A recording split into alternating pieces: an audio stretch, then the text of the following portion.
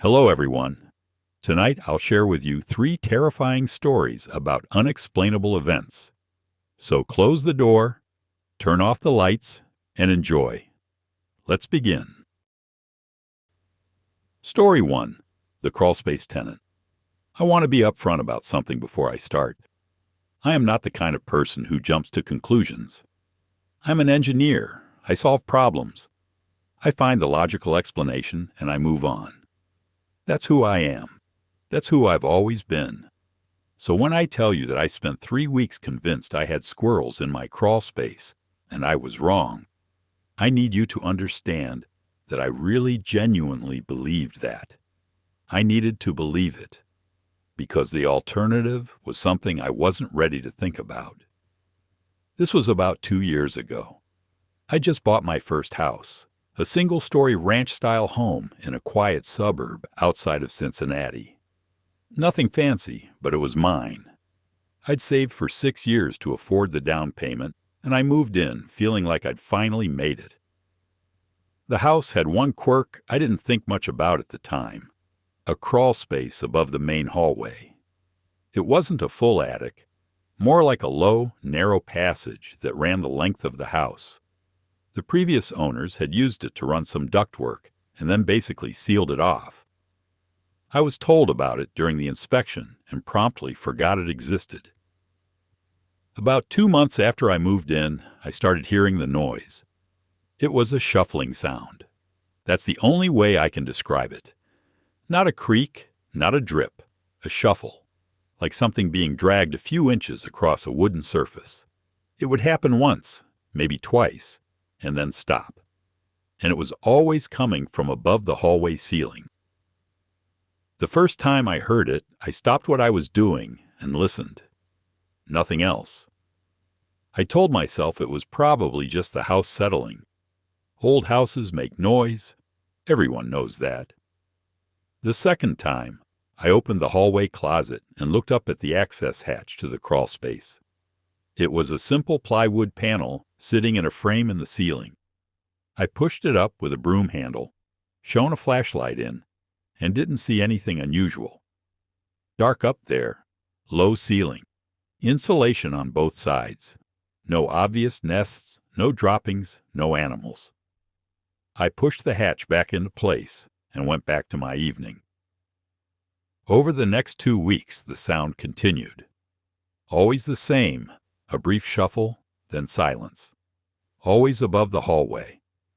I told my coworker Dan about it, and he immediately said, "Squirrels, man. They got into my place in 2019. Nightmare." That was enough for me. I called an exterminator, scheduled an inspection for the following week, and moved on. The inspection came back clean. No signs of any animals. No entry points. The exterminator said whatever it wasn't coming in from outside. I didn't know what to do with that. That night I lay in bed, unable to sleep, listening. And at 1:47 in the morning, I heard the sound again. But this time it was different. It wasn't a quick shuffle. It was slow, continuous movement.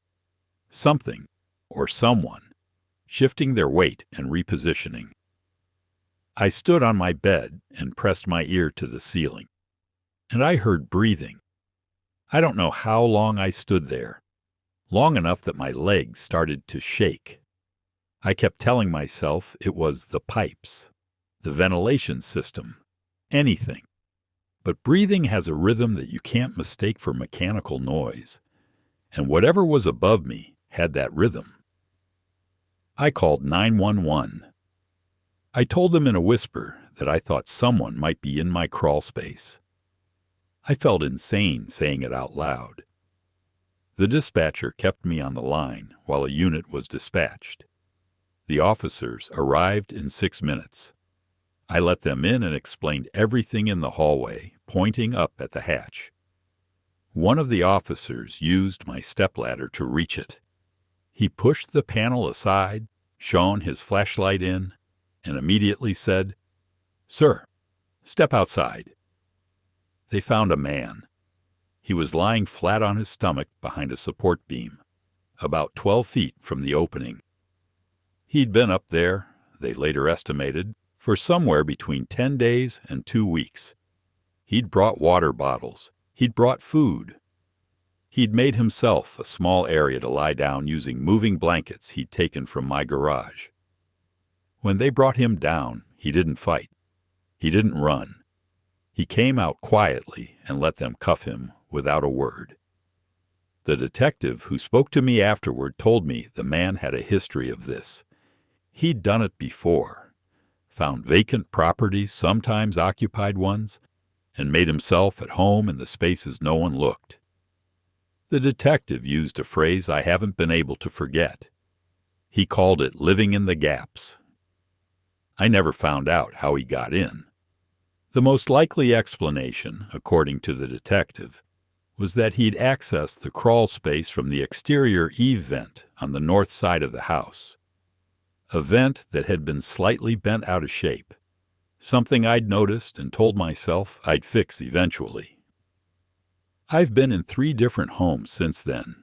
The first thing I do, every single time, is learn every entry point, every vent, every hatch, every gap. Because here's the thing about living alone that nobody tells you. You get comfortable. You stop checking. You start assuming that quiet means safe. It doesn't always mean that. I know that now. Story 2. The gas station that have been closed. I've driven through a lot of empty stretches of highway in my life. 36 states over 15 years of road trips. I know what it's like to be the only car on the road at 2 a.m., watching the miles click by with nothing but dark fields on either side and a radio station fading in and out. I know that feeling well. What happened to me in Louisiana in the fall of 2021 was not that feeling. It was something else.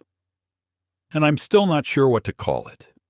I was driving from Memphis to New Orleans, a trip I'd made once before, years ago. Solo. I had a long weekend, no particular agenda, just wanted to eat good food and walk around the French Quarter for a couple of days. I left Memphis around 8 p.m., planning to drive straight through and arrive around 2 or 3 in the morning. The drive through Mississippi is uneventful. Fine. You cross into Louisiana and the landscape changes. You start getting bayou on either side of the highway, low-hanging moss, that specific dark water that doesn't reflect light the way normal water does. It always puts me a little on edge, even when I'm in a great mood. There's something ancient about southern Louisiana that I can't quite articulate. Somewhere south of Natchez, I noticed my fuel gauge dropping faster than I expected. I'd been running the AC full blast against the heat, and I wasn't watching it as closely as I should have been. By the time I really paid attention, I was down to a quarter tank on a stretch of highway with nothing on either side. I checked Google Maps. Nearest gas station, 38 miles. I do the math. A quarter tank in my car is roughly 90 miles under normal conditions. I should be fine. I tell myself I should be fine. 20 minutes later, I see a light. It was a small service station set back about 50 feet from the road. Old-looking, the kind with the tall rectangular sign out front, the kind that used to have prices on removable plastic numbers. The sign was lit. The lights under the canopy were on. 2 pumps, both illuminated. A small convenience store with lights visible through the windows. I pulled off the highway and into the lot without a second thought. I was relieved, honestly.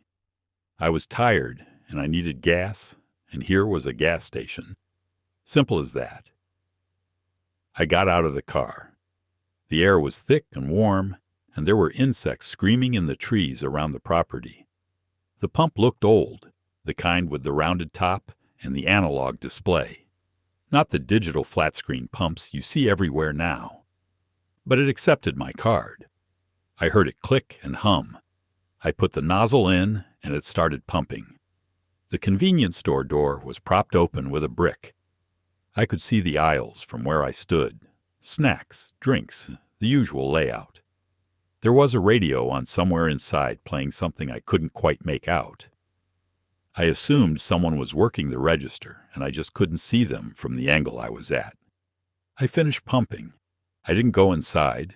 I'd already eaten, and I just wanted to get back on the road. I got in my car, pulled back onto the highway, and drove. I arrived in New Orleans at 2:40 in the morning, checked into my hotel, and lay down on the bed still half-dressed. I was scrolling through my phone before sleep, the usual mindless wind-down, and I thought about the gas station. Something about it had been sitting in the back of my mind without me fully acknowledging it. I opened Google Maps and tried to find it. I dropped a pin roughly where I thought it had been based on how far I'd driven before stopping. I switched to satellite view and scanned the road. There was a structure there, an old service station. Unmistakably the same shape, the same layout. 2 pump islands under a canopy, small rectangular building. I switched to street view and dragged the view to the property. The building was derelict. The canopy was half collapsed. The pumps were dark and rusted. The windows of the store were boarded up. Weeds had broken through the concrete of the lot and grown waist-high through the cracks. I pulled up the business listing that appeared when I tapped on it. Permanently closed. Closed date listed, March 2009. I've told this story to maybe 8 or 9 people over the past few years. The reaction split pretty cleanly into 2 camps. Half of them say I must have stopped at a different station and just misidentified the location on the map. That I was tired, it was late. I probably just had the coordinates slightly wrong. The other half don't say much. They just get quiet for a moment. I went back and looked at my credit card statement. There was no charge from that night. No gas station purchase anywhere in Louisiana before my hotel charge in New Orleans. My car has a 15.9-gallon tank. At a quarter tank, I had roughly 4 gallons left. Memphis to New Orleans is about 400 miles. I was at least 280 miles into the drive when I saw my gauge drop. The math doesn't work. I drove that stretch of highway again the following spring. In the daylight, I found the station. It looked exactly like the street view images. Collapsed, abandoned, boarded. A hand-painted wooden sign still nailed to the post by the road, faded almost to nothing. I took a photo of it and left. I still have the photo. I've never been able to explain what happened that night. Story 3. The Room That Shouldn't Exist. My wife Claire had one condition when we bought a fixer-upper. No surprises. We'd done our research. We'd hired a good inspector. We'd budgeted carefully and given ourselves a comfortable margin for unexpected costs. We were prepared, is the point. We thought we were prepared. We were not prepared for what we found inside the east wall of the second floor. We bought the house in April of 2 years ago. It was a Victorian-era home built in 1887 in a historic district in western Pennsylvania. The bones were excellent. Original hardwoods under years of carpet, high ceilings, good windows, a kitchen that just needed updating. The list of issues was manageable. We made an offer, they accepted, and we started planning the renovation almost immediately. Our contractor, a guy named Phil, who we'd used on a previous project, came out for a walkthrough in the first week of June. He went room by room with us, floor to ceiling, making notes. When we got to the second floor hallway, he stopped at the east wall and knocked on it with his knuckle. "That's hollow," he said. We all looked at each other. The wall was interior. It ran between the hallway and what was currently functioning as a storage room, though we planned to convert it into a home office. Phil knocked again in 3 different spots, moving down the wall. The hollow sound followed the entire length. He pulled up the original blueprint we'd gotten from the county records office. One of the selling points of buying in a historic district is that the old paperwork is usually preserved. He laid it out on the floor and we all crouched over it. According to the blueprint, that wall didn't exist. According to the blueprint, The hallway and the storage room were supposed to be one continuous open space, a large sitting room that ran the full width of the eastern side of the house. But instead of a sitting room, we had a wall, and whatever was behind it was hollow. Phil said we had two options: leave it and drywall over it, or open it up and see what we were dealing with. He suspected it was a mid-century renovation, sometime in the 50s or 60s, not uncommon in older homes. Someone had divided the space for reasons of their own. We decided to open it. It took about 40 minutes to remove enough drywall to create a workable opening. The framing inside was old, much older than 50s work, Phil said. The wood was dark and dry, and he thought it might be original to the house, which would mean this wall had been here since at least the early 1900s, maybe earlier. Behind it was a room, not a closet, not a crawl space, a room, roughly 9 feet by 11 feet, with a plank floor that matched the rest of the house, a ceiling that matched the rest of the house, and walls that had at some point been papered in a floral pattern, now faded to near invisibility. There was no window. There was no other door. In the center of the room was a wooden chair. The legs had sunk slightly into the softened planks of the floor, suggesting it had sat in the exact same position for a very long time. On the seat of the chair was a folded piece of cloth. Claire reached in and unfolded it. Inside was a photograph, black and white, thick cardstock like an old portrait studio print. It was a photograph of the house, our house, taken from outside, from the front lawn, probably around the turn of the century, based on the clothing of the two figures standing in front of it. And in the upper right window, the window of the second-floor sitting room that, according to the blueprint, was where we were now standing, there was a face. Not one of the figures from the lawn. A different face. Someone standing inside, looking out. We brought a local historian in 2 weeks later. She specialized in the architectural history of the district, and she'd done research on our street specifically. She was visibly unsettled by the room when we showed her, less by the room itself and more by the timeline. She told us that the original owner of the house, a man who'd had it built in 1887, had a daughter who never appeared in any public records after 1903. No marriage record, no death certificate, no evidence of her ever leaving town. She had simply ceased to exist in the paper trail. There were, the historian said carefully, neighborhood accounts from that era, the kind of thing passed down informally, suggesting that the daughter had difficulties and that the family had kept her close. She didn't elaborate on what that meant. She didn't need to. The chair is still in the room. We couldn't bring ourselves to move it. Phil sealed the opening with a door, a proper one, fitted and latched, and we've left the room otherwise untouched. I've thought a lot about what it means to find something like that. Not from a paranormal angle. I'm not built that way. I think about it in human terms. About the fact that someone sat in that chair, in that room, for what might have been years. About what she could see from there, which was nothing, because there was no window. About what she heard. The house going on around her. Footsteps overhead. Voices through the wall. I think about the photograph most of all. Someone placed it on that chair. Someone wanted it to be found eventually. Or maybe someone wanted to remember what the outside looked like. We've lived in the house for 2 years now. I walk past that door every day.